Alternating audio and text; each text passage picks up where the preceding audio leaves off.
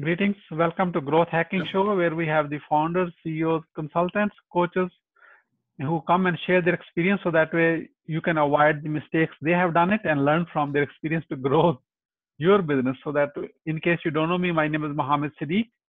I am your host of Growth Hacking Show and the co-author of New Success Secrets available on Amazon. And today I have a very special guest, Perryn Olson, from New Orleans, Louisiana, and he is the Chief Strategy Officer helping other companies to, especially in the construction industry and high growth IT firms with a vast experience in working with the construction companies, auto dealerships, and medical practices.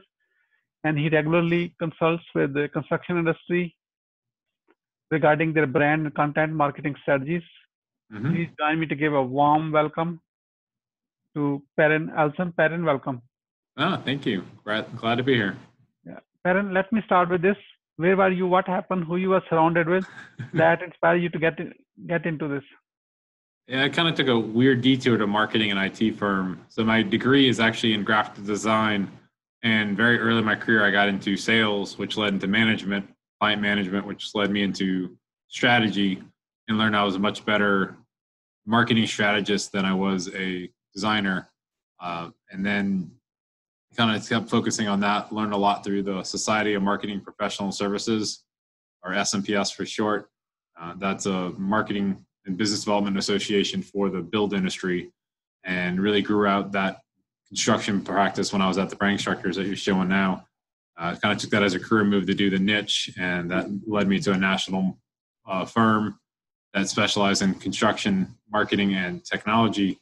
And I was actually trying to get my IT to hire that firm for marketing services, and the CEOs kind of flipped the script on me and said, hey, for that kind of money, I should just hire somebody. Do you want a job? And I'd known him for over a decade at that point, and really was interested in leaving that national firm. And things kind of changed, and I was looking at working more locally and working for more of a single brand and things like that. So I came to IT about 2.5 years ago to start with marketing, moved into sales management and marketing, and then a role we call VCIO, the Virtual Chief Information Officer, which is more of a strategic account management level, working with our clients on a high level in their technology budgets and initiatives.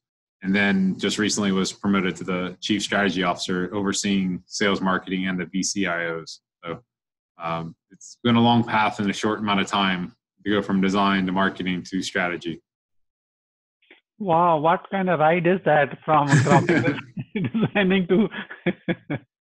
It does help now that I'm a marketing department of one, so I don't have to use my budget for design. I can actually handle that in-house to an extent. So we company and develop some of the materials that we've done in-house. It's nice. And so whatever we learn from our life, we can always use it somehow in some capacity. However, just as a side question, 4 years in college, paying for something not cheap is very expensive, and end up using it just as a side. By the way, I can do this too. So, well, it was more of an evolution. Perryn, this is not you only. I see this is a very common thing. What's happening in our like a university and college industry? Basically, they just put wherever they can get money from you. No, it was more of an evolution, and honestly, just knowing what was real. I was an okay designer, but I had staff members that were better than me. And what I liked was the client engagement, and that's what I enjoyed about sales. It wasn't the hunt that some people were like. I like getting to work with clients and building their companies and growing that. And I've kind of made this evolution change from the design and getting more hands-on with a client and growing their firms with marketing, now more growing their firms with technology. I'm growing my own technology firm with the marketing knowledge that I know. So, and they brought me in particularly because I knew a lot about niche marketing, and one of our biggest niche markets is construction. So I had a lot of friends that are like, wait, you just left construction marketing and now you're working in an IT firm. Like, but this is still a niche. Our biggest niche is still the build industry. And oddly, in 2005, my IT, the firm I'm at now, is the one who referred me into my first construction client. So it's more of a full circle than it is a linear path, I guess. Wonderful. While I was reading your LinkedIn profile, I can see that you have wrote your first book in 2014, The Construction Perspective Guide to Brand Marketing. So that became the subject matter expert in that industry, and Yeah, that was a great exploration, kind of building on what I know and learned, and trying to put something out there. It was a big lead generation piece for the firm I was working. And actually, it still gets me some referrals here and there. I also get a call occasionally from that. People said they read their book. And I'll tell you a quick story. I was at a company I was consulting with, and the CEO didn't really kind of understand marketing. And he was kind of pressuring me because he's like, "You look too young to be here being a consultant." He goes, "What do you know about construction marketing?" I could see behind his head, he had this orange spine. And I said, "Do you see that book on that shelf, the third shelf?" He said, "Yeah." I'm like, "Pull it out." He says, "What?" I'm like, "I wrote that." And I was just kind of calmed down and realized I at least knew a little bit of something to publish a book. And it was built for credibility sakes of why I did it. And it was, looking young, and just, that was a big piece of that. My wife has done the same. She wrote a book because she is young and looks young, and it was a good credibility piece for that, to have that book, as you would know as well. So. Yeah, definitely. So that's a hidden tip already out there. If even though you look young, and the people may not believe, why should I even trust you? Don't take my word. Read the book, Yeah, the book says a lot. So it takes a lot of work to do that. Yeah, it's an expensive business card. So. Yes, it is an expensive business card. It takes a lot of time to do. Definitely. Thank you, Perryn. Let's dig into your more experience of what we can learn from you. So based on your experience working with so many clients over the years, what are the top 3 missteps to avoid to grow your business? What not to do? I think the missteps is when people aren't genuine. You can start doing sales to do sales. You start doing services you're not comfortable with and not really doing. You don't really know. You're just chasing the money. And I think anytime that money is the end goal, that you lose focus. And you got to really just be authentic of who you are. And anytime you step out of that, whether you're trying to hire a new employee, or we're even using the term team member in our company, and that's changed. Just it's very pure who we are. Our CEO is a head coach for his kids' sports teams. He understands that mentality. So we're calling people team, and it changes how just internally how we do culture. So it's not really 3. It's all kind of wrapped up into 1. It's just being not authentic with yourself, regardless of what it is. And when I was doing the construction marketing, a lot of people say, "Oh, you grew up in construction, your dad is construction," or like, no, it actually happened very organically. And what I liked about it was the pure part of the industry was you had a lot of multi-generational companies, a lot of people that, they were very proud of what they did. And I never met a bad person really in construction, which was reassuring and refreshing compared to some of the other industries I'd worked for in the past, like legal, that just were backstabbing and didn't really care. And they were chasing the money. And, so part of as you build out a niche, you start getting rid of the niches you don't like working in, so that firm I was with at the time, we stopped working with doctors and lawyers and started to refine our practices. And eventually we went after construction very heavily. And I just like the authenticity of it. You can see a CEO in a suit and wearing boots that are muddy because he was on the job site that day.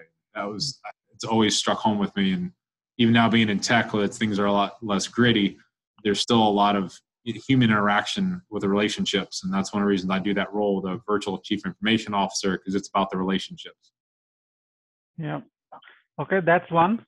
So is not being authentic. So we need 2 more. Don't stop at 1. Well, follow the relationships. That's really your guide. And one of the things I learned from my IT years ago, when I was actually a vendor of theirs, I was their marketing design firm and did a lot of work with them, is look at the long term of things. Don't burn your bridges. One of the best pieces of advice when I started early in my career in sales, is it's amazing how things will come back. And in New Orleans, it's a small city. And one of the clients I remember very vividly, I wanted to just honestly curse out and walk away and just rip up a contract in front of her face.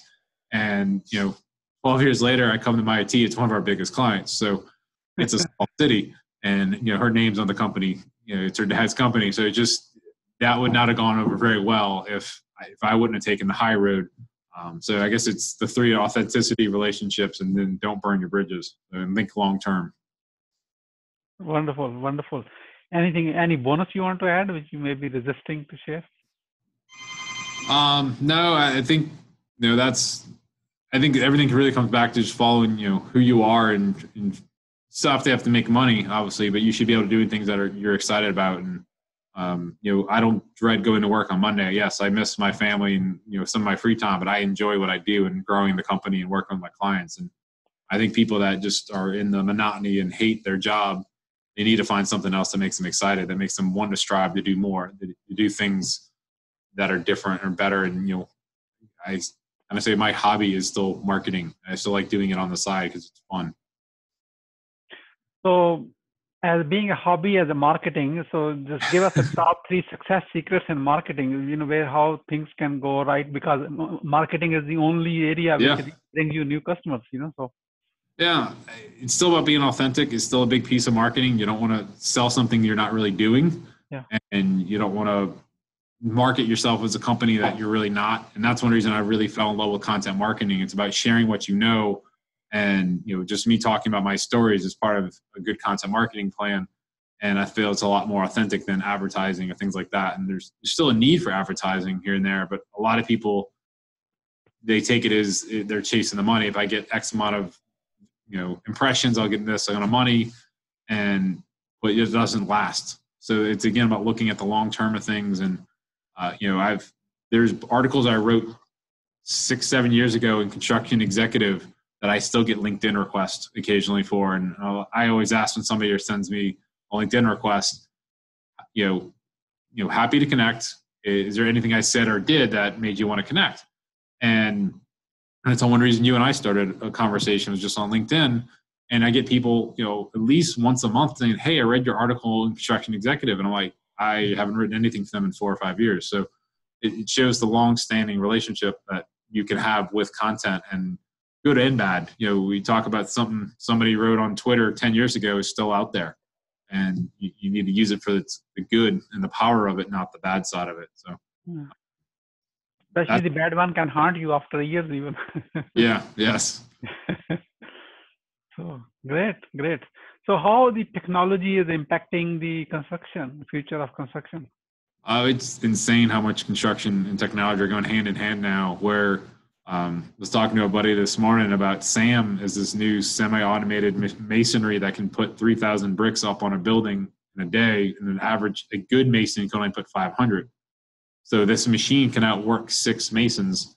And one of the things that's interesting about construction and technology is they're not driving technology to save money like you did in manufacturing, where you're automating a lot of the processes. A lot of it is trying to combat the worker shortage they've had for the last 15 years. Mm-hmm. Or in my dad and grandparents' generation, construction was very honorable. And nowadays people are like, if you don't go to college and you go in construction, you're looked down upon. And you're seeing a big shift in industry with people like Mike Rowe from Dirty Jobs is out championing and going to trade schools and telling people, look, you can make $80,000, $90,000 your first year out of high school with a trade. And I've seen that with my own friends that have gone in electrical union or the elevator, things like that. And they've done great careers, and because college wasn't a fit for them. So you're seeing the technology hitting construction. For one is the worker shortage. The other is it's still an industry that works a lot off a low bid.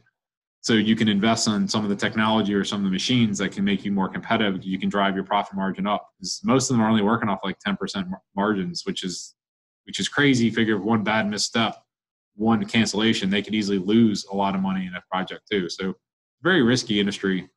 And then the other side, even with the example with the bricklaying robot, it also saves the workers' backs.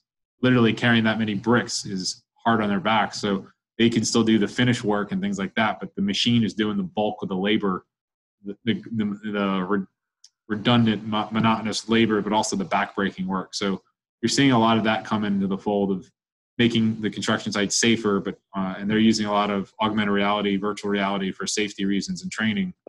So things like that. And my IT isn't, a construction technology company. Our job is more to support the infrastructure so they can actually do these kind of things. Or we're starting to work with some construction companies where they have an in-house chief technology officer, but that person can't work on the future if they're constantly, fixing a printer or crawling under a desk to hook up a laptop. Yeah. That's where our job is more the day-to-day, so they can work more on the future. And that's really more of the value prop for them is, hiring a firm like ours that can stabilize the company and reduce downtime. The chief technology is really worried about driving profits in the future. So it's a great win-win for that kind of stuff. And it's an interesting industry to watch because they've been such laggards in technology for so long. They're really now catching up. It's similar to what you saw in agriculture about 30 years ago. Wonderful. That's amazing. So how are you growing in marketing, your company right now? So there's a couple prongs, or I like call it different funnels. We have our traditional sales funnel where we have a business developer that's in the chamber. He's out networking with referral partners or centers of influence. That's where a lot of our interactions come, because the challenge in IT is you're always replacing somebody. Even if you're a 3-4 person company, you have an IT guy. So there's a lot of trust, and changing IT is challenging because it's difficult on the end user. It's difficult on your point of contact, your leadership. So there's got to be something worthwhile in the end. My CEO put it very well: is the pain of change has to outweigh the pain of staying the same. And if we can't show them that we're going to make things easier long term, they're not going to want to make the change. And it can't just be money. It can't just be something black and white. You got to understand really where the pain is. And it's getting back to good salespeople, good marketers understand not just the surface level of the issue, but more the pain, what's going on. So we talked to certain people. Last week I had a conversation with more of a middle manager of a physical therapist. She's spending 15 hours a week doing IT work. That's not what she wants to do. And I'm like, so what is this doing? She's like, well, I can't get to the other things that would help us grow the business. I'm running, I missed my kid's ballet recital one day. She started talking about the personal things, and that's what we were talking to her about. And when we had a conversation with her CEO, he had no idea she was spending more than an hour or two a week on IT. So he gets an employee back almost by freeing her up, and then she gets to go home on time and things like that. And it's a company that really wants to grow. It's really good. You either hire more of her or you switch IT because their business model doesn't fit you. So, that's really where we're headed with things, is an understanding of that pain level. Wonderful. Wonderful. How the Growth Hacking Show community, people who are watching it right now, can support you? Wow, the support me. I think just one of the things we're doing right now is actually looking at building out more cybersecurity tools. And it's a nice win-win where companies that have in-house IT departments, that generally growth hackers a lot of times are very tech, so they can't afford the same tools that we do because they're only buying for 100 or a few hundred users. We're buying for thousands of users. So more users we get, the cheaper our prices get. So that's actually something we've been really building out. It's a new program we call Overwatch for cybersecurity. And so that's been a big thing for us. And it's a great win-win where we're driving our costs down and we're offering some tools at pennies on the dollar to a lot of end clients that's helped them really secure their networks and be more efficient, because cybersecurity tools can be very cumbersome at times. So if you really care about the cybersecurity, and so you should care about your company data anyways, because that's the biggest threat these days. It's not from your local next competitor. It could be anybody from anywhere in the world, and there are a lot of bad people in everywhere in the world. So so you have to protect yourself. That's for that purpose. If that's really something on your mind, you want to connect with Perryn on LinkedIn first. That's the first step, and then you can take on the conversation from there onward. As we are about to wrap up, what would you say as a final word, Perryn? I think just be true to yourself and your company. I mean, your brand is not a person, but I kind of came upon this the other day it's a collection of all the personal brands in the building or in the company. And you need to be true to who you are, and whether you're hiring or looking for clients or even looking to get rid of a client that's not true to who you guys are, they're holding you back from where you're trying to go. And the companies evolve, brands evolve just like people do. Things change. So I think always kind of knowing who your core is. We have a new CEO, and the first things we did was sit down and go, what's our core? Who are we? What are we trying to do? And then that kind of decided what other things we're trying to do. And see, a lot of companies forget that. They start looking at the profit and loss statements, things like that. You really got to focus on who you are at the core. Wonderful. That's amazing. I learned something from you as one word, team. Yes. Everyone is part of the team, and everyone is a team member. So there's no like a big boss and little boss, So that's why thank you so much. So we need to work together. So thank you so much, Perryn, for sharing your wisdom with us today on the behalf of Growth Hacking Show community, our entire team. We really appreciate you. This is Mohammed Siddique signing off from Atlanta, Georgia, wishing you good luck, good sales. I do hope our paths cross again with another amazing guest. Until then, all best wishes. All right. Thank you.